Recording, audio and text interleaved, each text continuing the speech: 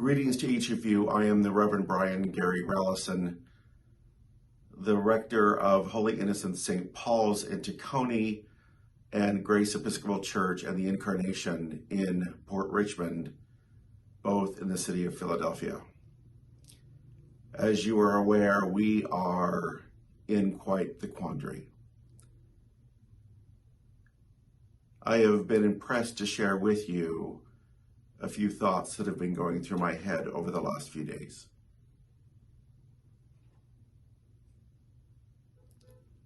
They all start with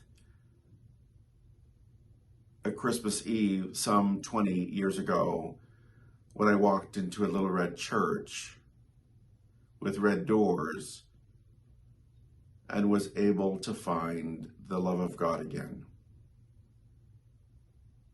Unfortunately, this day of what's been going on in the world, that place that was safe has now been abused.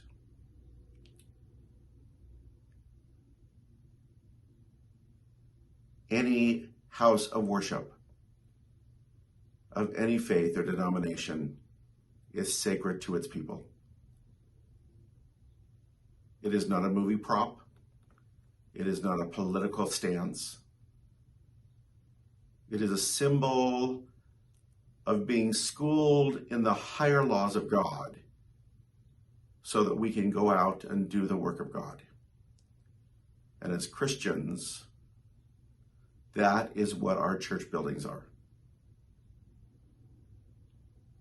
It was a challenge today by another sister priest of mine in my diocese in Pennsylvania to choose two scriptures that mean much to you. I'd like to start with a story from the Acts of the Apostles.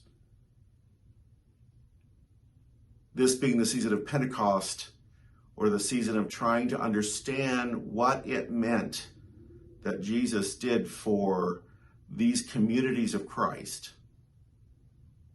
Let me read to you what the great apostle and theologian of the church, Paul, did. Remember, Paul had done horrible, horrible things, and that God's love extended even to somebody who had repented and come back. In Thessalonica, Paul and his companion Silas were preaching, and this is what they said about him. Starting in verse 6 of chapter 17. When they could not find Paul, they dragged Jason and some believers before the city authorities, shouting, "These people who have been turning the world upside down have come here also. They are all acting contrary to the decrees of the emperor, saying that there is another king, and his name is Jesus."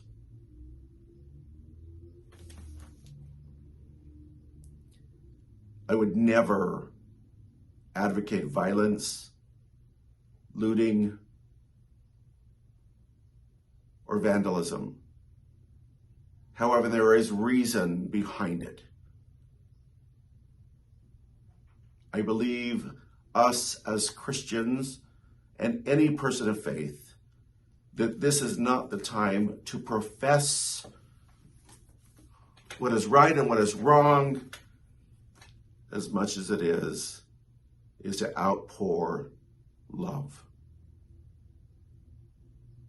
I plead with my own congregations, love those that hate you. Love your neighbors. Now,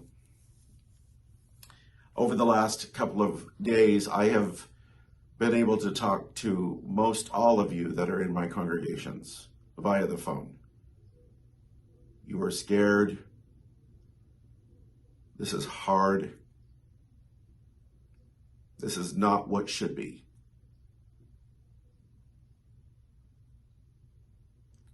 But this is the time that we've been prepared for all of our lives, to show each other who is our King.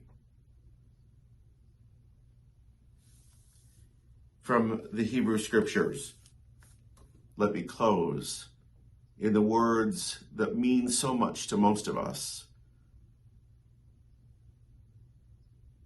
From the 23rd Psalm.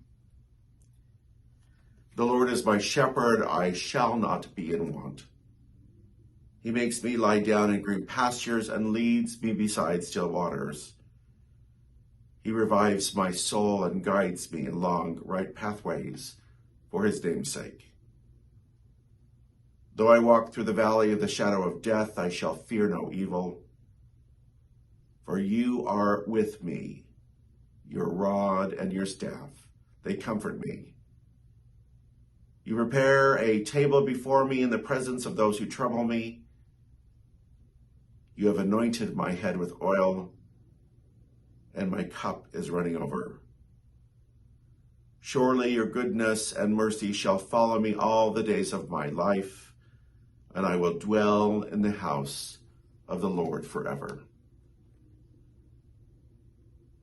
I pray that from this day of Pentecost last Sunday, that you might find in your own lives the outpouring of the Spirit, the Comforter, our companion, our advocate, and our friend. I pray that you will turn to the words of Jesus, that those stories will teach you on how it is that you can get through our world today. And know, as Paul said, that there is nothing that'll keep you from the love of God. We do not need to be heroes. We need to stay safe. But we also need to hold to what is true.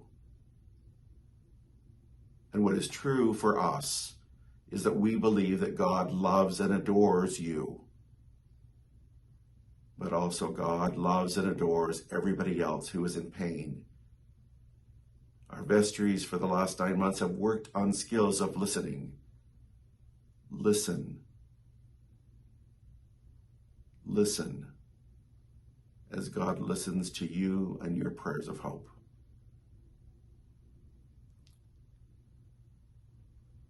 Know that you are loved.